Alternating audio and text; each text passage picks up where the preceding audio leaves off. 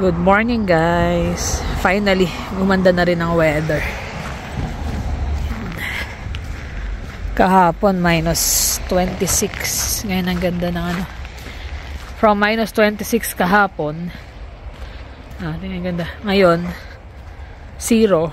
Tapos sabi mamayang tanghali magpa plus 5 pa yan. Hanggang plus 7. Finally. Ito yung masarap na panahon pero yung pag sobrang lamig masakit sa ulo.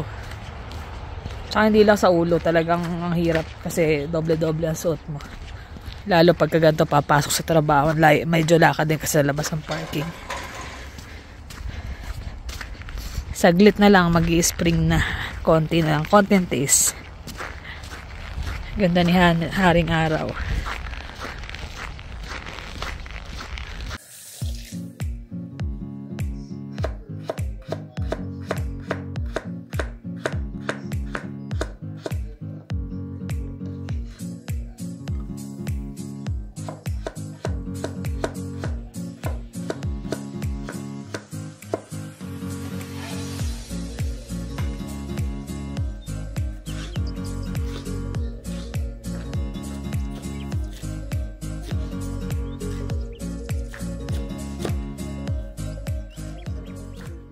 Yan. Good evening guys. Ayan na po ang ating cook.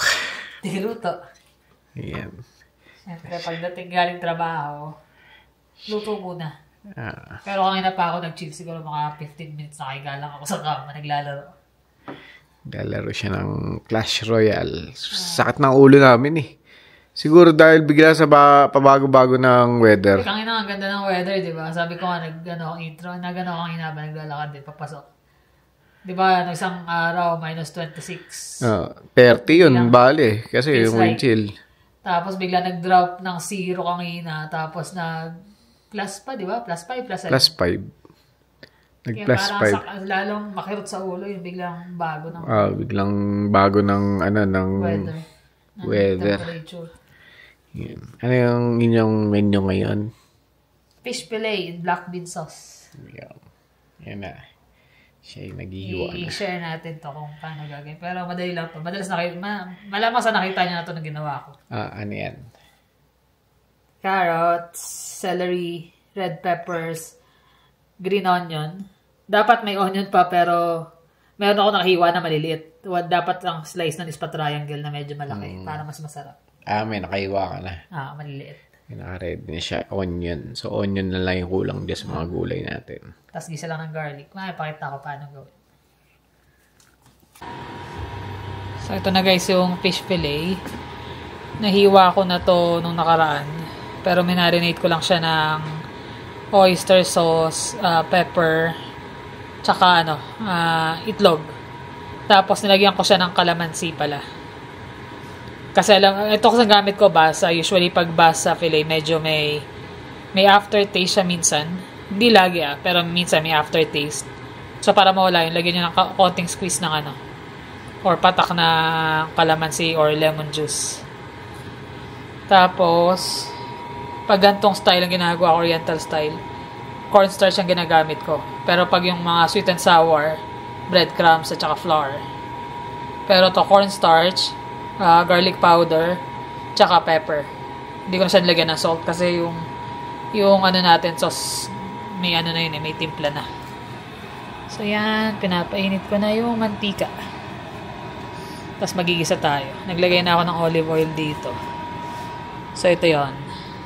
Sinabi ko na kanina, dinagdagan ko lang ng garlic, onion, tsaka tausi, salted black bean. Pero make sure na i-rinse nyo ng gusto kasi maalat yan eh. Kaya pag nagtimpla kayo, huwag nyo na masyadong alatan kasi habang naluluto to, kumakatas pa yung alat niya. Tapos, syempre, oyster sauce, hoisin sauce, at saka, black bean, garlic sauce. Yung hoisin para, medyo manamis-namis ng konti. So, medyo alat, tamis ang lasa nito. So, yan. Gisa nyo lang muna yung onion at saka garlic. Nagsasabay ko na yan. Mas maganda sana kung medyo malaki nga yung onion. Kaya lang, dahil nga advance ko na siyang naiwa. Hindi ko expected na ito lulutuin ko today. Okay. Tapos while nagigisa ako, nagpapainit na ako ng mantika. Sige na yung carrots, tsaka yung celery. Yung peppers kahit maya-maya pa, tsaka yung green onion.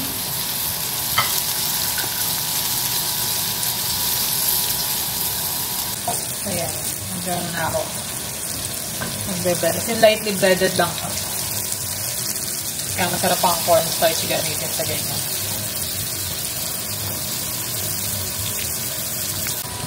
Lagyan natin yung peppers saka black bean.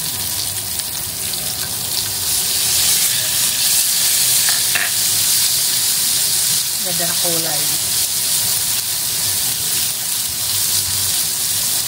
Tapos, pwede nyo natin lagyan ng konting tubig lang para lang maluto pa ng tuyubang gulay. Yan, konting tubig lang. Tapos, habang inaano nyo, pwede nyo siyang timplahan.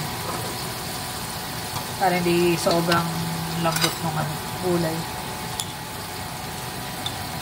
So, ito, teaspoon lang ng nilalagay ko.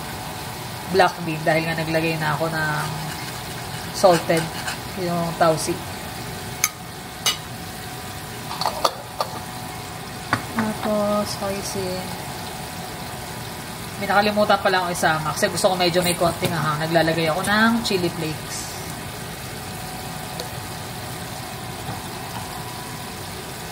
Tapos, oyster sauce. Sabay-sabay na yan. Okay.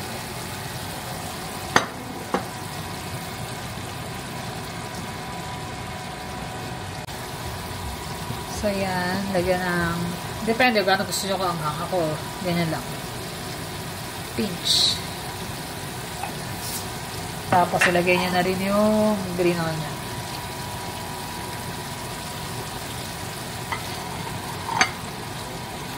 Tapos, para medyo mag-coat siya dun sa isda, lagay nyo ng konting slurry. Yung cornstarch na lulusawin nyo sa tubig. So, yan. Ito na yung slurry. Ano lang to? 1 teaspoon. Hindi ko pa inuubos lahat. Tansya-tansya lang. Para lang may matira siyang konting sauce tsaka lumabo. Unless kung marami kayong ginawang sauce, then kailangan nyo diligan yung cornstarch. So yan, ganyan na yan guys. As in, simmer pa ng konti para lang maluto yung cornstarch. Then tapos na yan. So yan na yung fish natin. Almost done. Yung sauce, add ko na lang siya sa ibabaw mamaya. Tapos, depende na sa inyo kung gaano karaming sauce ang gusto nyo. Sa amin, sakto lang yung isang ganyan. Isang lutuan. So yan na ang ating fish fillet. Tapos na.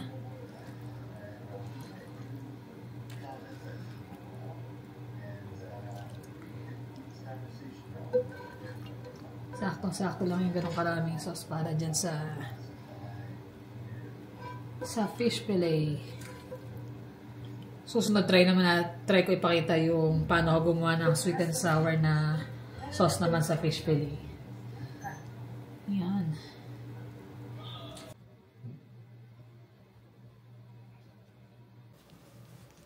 Ayun tapos na kumain. Finally.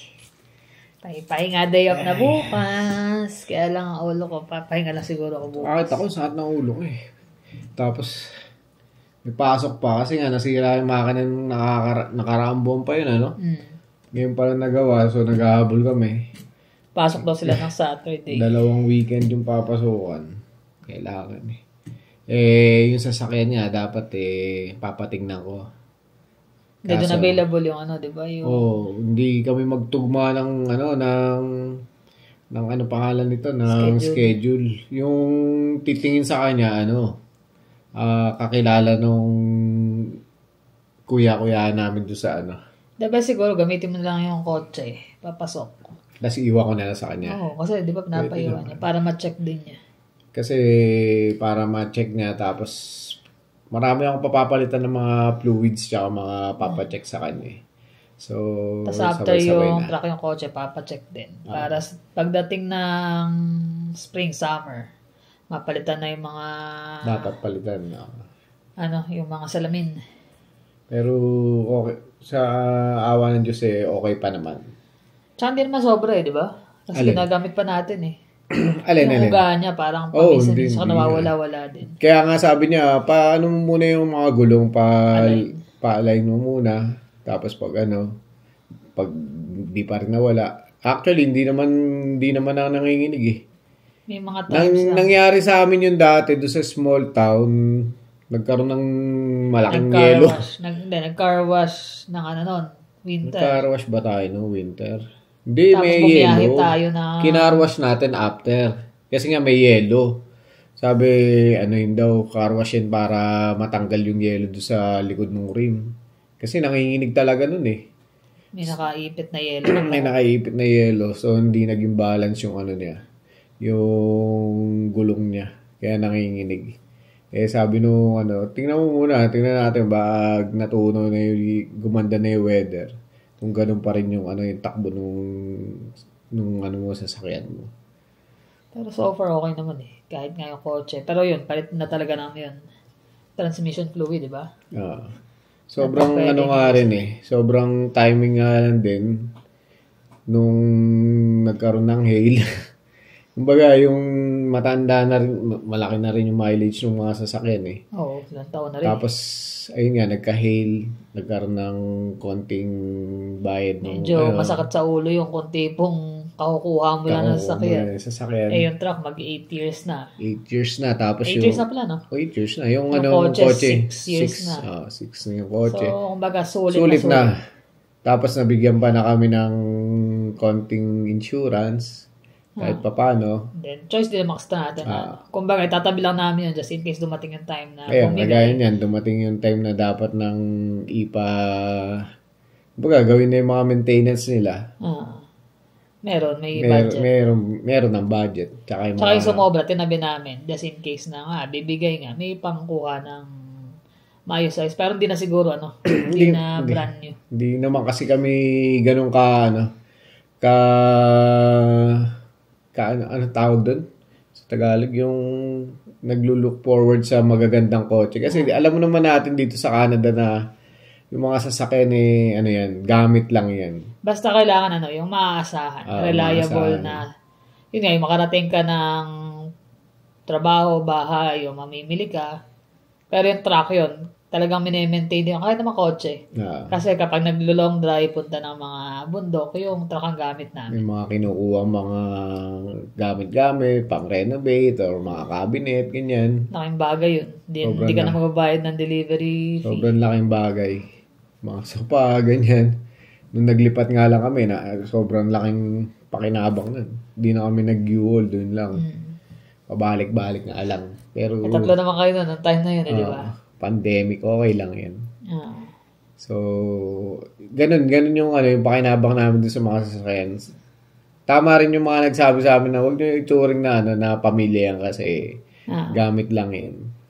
Marami rin kasi kami na sa mga comment. Kaya salamat sa mga nagko-comment. Gaya nung undecided kami ng time kung kukuha ba kami ng bago or hindi yung bago. Kung baga papalitan na namin ng truck or retain. So, ang dami nagsabi na retain nyo na lang kasi kami nga nagkaganto. Ngayon, yung sasakyan namin 10 years na. Basta i-maintain mo lang, buhay pa. Binabalance din naman namin kasi yung mga comment nyo, tapos yung mga kaibigan namin, yung mga nagsasabi, ganyan. Tapos pinag-uusapan din namin yun bago kami kumuha. Kasi hindi naman biro yung kinikita mong pera na bigla mo na bibili ng magandang bagong truck or magandang bagong SUV. Lalo nga sobrang mahal. Sobrang mahal. Nung time na nagtitingin kami, kasi sabi nga namin, papalitan na ba natin? Kukunin ba natin yung offer ng insurance na palitan na? I-surrender natin o ikikip natin? Dapat maging wise tayo sa Kasi sa buhay, hindi laging payabangan ang takbo natin. Kumbaga, maging simple lang tayo, maging maayos lang. Yun lang, okay na. Hindi na natin kailangan ng laging may bago, laging kailangan big time ang dating ko, ganyan. Hindi. Correct. Habang tumatanda kasi tayo, nare-realize natin yung mga pinagdadaanan natin sa buhay. Nakikita natin na Siguro nga tumatanda na rin talaga tayo din. hindi natin kailangan lahat ng mga ganung bagay. Kasi dadaan lang tayo dito sa mundo na to, lahat ng bagay na yan. After na tayo mawala sa mundong to, wala yan. Hindi mo nga madadala. Sabi nga ng mga matatanda, totoo yun. Totoo yun. Hindi mo marirealize yun hanggat hindi ka dumating sa edad na ganito na parang tama nga. Hindi, may mga tao pa rin na hindi nakaka-realize nun dear. Hindi basta-basta. Okay. May mga kailangan pa mga ilang batok para lang malaman nila kung gaano kahalaga yung yung meron sila ngayon. Tsaka hindi dapat natin ihabang yung mga bagay na yung iba, di ba, try. Yung parang pag nanamit, pag todo. Ito, big time ako. Tapos at the end of the day, dami kong bills na babayaran. Bibili ka ng malaking bahay, sobrang laki. Forma lang yun eh. Sobrang laki ng bahay mo. Hindi mo naman mapakinabangan kasi natutulog ka na lang pagdating mo dahil sobrang pagod mo. Yeah, enjoy nyo na lang yun. Enjoy natin. Yung time sa family. Ako nga, hanggat maaari, ayoko mag-overtime. Nakikiusap na lang sila sa akin na kasi... Kaya ka ngayon nag-message siya na OT daw kami. Wala naman kami magawa. Kasi minsan nga, kailangan naman talaga ng company. Siyempre, binibigay lang din namin yung, kumbaga, yun yung source of income namin eh. Kaya pag kagaya nun, 3 days off kami nun dahil nga Saturday, Sunday, Monday, family 4 days day. pa. Oo nga. Sabi nung, gusto nyo, gawin natin 4 days. Sige. Ginawa namin 4 days, di ba? Parang, sige. Give and take lang. Magpahinga pa kayo. Ngayon, biglang dumating, end of the month. Marami. Isa pa nga pala yung kasi lagi kami nanonood ng mga vlog ni Ninya, ganyan, yung mga comment nila, binabasa rin namin. Medyo hindi naman sa pero ganun talaga yung mga Pilipino eh. Hindi kasi, baka magtakas sila yun. Oo.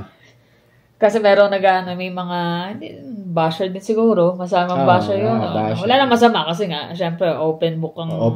Once na nag-vlog ka, open book yan. Minsan, nakakaano lang din na, yun nga. Kasi niya talaga, ganun talaga siya magsalita. Parang mali-mali kasi talaga sa totoo eh. Kahit naman ng mga bata kami, ganun siya eh. Kaya nga, niloloko nga namin. Sinungaling ka, Kasi, yung parang nagra-rattle siya lagi or stutter yung salita niya. Tapos, minsan yung usage ng mga words niya medyo hindi appropriate or hindi tugma. Hindi tama. Kumbaga hindi proper yung ginagamit niya pag na... Kaso nga lang. Taglish kasi minsan magsalita. Taglish siya nagsasalita. Unlike ng mga ng mga ibang kagaya namin, hindi naman kami gano'n hanggat maaari. English, Tagalog kasi. Tagalog lang. Parang yung mag-ano pa sa'yo. Kasi na-relate din natin dito dahil nagtatrabaho din kami. Kasama namin mga foreigner din, mga Canadian, mga iba-ibang lahi. Ang usual na napapansin lang namin pupuna. Yung kapwa mo pa Pilipino yung pupuna sa'yo. Sa grammar. Kasi ang mga ibang lahi dito, pagka kausap mo, iintindi ka nila. Hindi nila sabihin, hindi ito marunong Ay, mali yung grammar mo. Ay, dapat ganito. Pero yung kapwa natin, pag yan, nabasa or narinig yung sinasabi mo, ay, mali. Hindi ganito. Hindi ka marunong. Parang pinamumukha nila sa'yo na lack of intelligence. Pero isa lang yung masasabi ko talaga doon sige, ganun yung tingin nyo, ganun yung pagtingin nyo sa mga tao na bali-baliktad o barak mag-English. Pero isa lang yung masasabi ko, hindi yun ang batayan ng intelligence ng tao. Totoo yan. Yung language. Salita, hindi yan Kung ano yung sinasabi niya, hindi yan talino nito. Kaya minsan dami na scam Naniniwala sa magaling magsalita magaling magsalita. Uy, paniwalaan ko to kasi magaling magsalita. Hindi nyo alam, naloloko na pala, di ba? Kasi, sila Kaya hindi basihan yung magaling kang mag-English. Ibig sabihin, matalino ka. Lang kami kasi syempre nanonood kami kala niya, nababasa namin yung mga comment. Minsan nakakaano rin napaulit. Lalo meron siyang isang subscriber na every time pinupuna yung... Lahat halos ng niya, binabash niya. Pero that's okay. Sa amin naman kasi, naibanggit lang kasi na-experience din namin sa trabaho or sa ibang tao. Na minsan yung kapwa pa talaga natin ng pupuna. May mga ganun talaga Sabi nga nila, what goes around comes around talaga sa buhay. Siguro, may punahin ka, may pupuna rin sa'yo pagdating ng araw. Ganun lang yun. Hindi mawawala yun. Hindi nawawala yun, lalo na bilog ang mundo. Pero tayo, wag nating yung may mga namumunang ganyan. Sa amin, ang dami nga nang babash din minsan.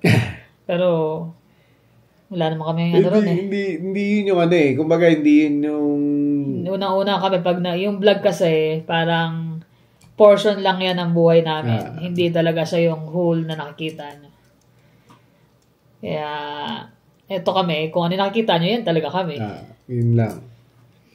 Ay, dagdag natin yung mga... Kung minsan nayayabangan kayo sa amin, ano lang yun, parang joke-joke lang sa amin yun yung mga nag-aasaran tayo, ganyan. Meron nga, meron talaga mga nagme-message eh. Meron nga, inis na hindi na pinapansin. Ganun talaga eh. Hindi naman namin... Hindi naman natin mapiplease lahat ng tao. Yeah. Tsaka... Welcome na makam sa mga ganong May nagsabi pa nga, may nagtatanong pa nga, yun naman siya, tanong talaga, sabi niya, Bekkay, sabi niya, nag-aaway ba kayo? Parang hindi, talagang comment niya. Madalas, pangalawang comment niya na ata. Kaya sabi ko, hindi naman kami nagtampuhan, pero... pero yung away na suntukan, hindi naman. Hindi, lang, yung minsan nagkakatampuhan. Kami, pagka hindi kami nag-uusap, alam na yun. Hindi naman kami pero nawawala din naman yun. Hindi naman yung... Hindi tumatagal. Isa, pag matindi, pinag-uusapan. Pero pag yung mga tampuhan lang talaga. Pero bihirang-bihira. Siguro mga bata-bata kami. Habang tumatanda kasi, nawawala na yun. Kasi alam nyo na yung bawat isa eh. Alam nyo na yung mali at tama. Si si Sis Ilona Jane ata. Ilona Jane. Parang tagal Ilona J. Parang gano'n. Something gano'n name niya. Pero yun, siyempre, di naman kami perfecto na hindi nag-aaway. Wala naman. Nagtatalo. Pero mas madalas kasi, para lang kami kasi magtropa, mag-aaway. Sabi sa Facebook, yung husband mo dapat best friend mo. Best friend mo. Siyempre, dapat best friend mo rin yung wife mo. Ganun lang yan. Kayo lagi magkasama eh. Wala namang iba. Kumbaga, kayo sa hirap, sa ginhawa, kayo magkasama. Sa ganun lang yan. Yun lang ang natin. Dami natin na chika. Yun yung mga napapansin natin, tsaka mga Kumbaga, minsan kasi lang namin, nakikita lang din namin sa mga kapaligiran namin, ganyan, or pag nakikita namin sa mga social media. So, nagbibigay lang din kami ng mga aming comment dun. At saka yung mga pananaw namin dun, di ba? Correct. So, yun lang naman guys, na-share lang na sa inyo. Tsaka na-apply yung recipe ng black bean sauce na fish fillet. Sarap yung black bean sauce. So, simple lang yung mabilisan. Kung may kulang kayo ingredients, that's fine. Nasa inyo naman yun eh, pero sa akin ganun. Nakakadaya nga siya minsan eh. Di ba yung mga, mostly mga Albertans, lalo doon sa may small town, mga hindi kumakain ng mga fish yan, tsaka mga mga seafood eh. Nakakadaya siya minsan. Napapakain niya. Napapakain ko. Yuko, ganun. Yung kasi hindi sila sanay. Pero once natikman lang, sarap pa. Hindi nila alam pag tinanong, to? Fish. Minsan nga, fish na yung kanakain, nakala chicken eh. O minsan chicken pala. Kahit si Jonas minsan, yung pork chop eh. Dahil inano ko, di ba? Pinag-try ko, sa lambot. Sabi niya, ay, kala ko manok, mami. Ayun, pero may mga upcoming pa. Iniisip ko lang kung ano mga ilalagay sa luto-luto. Pero baka dito sa vlog na lang din kasi ang hirap mag-start ng panibagong channel kung hindi ko naman matutukan ng upload. So, ayun lamang guys. Maraming salamat ulit. Ingat kayo lagi. See you on the next vlog. Bye. Bye.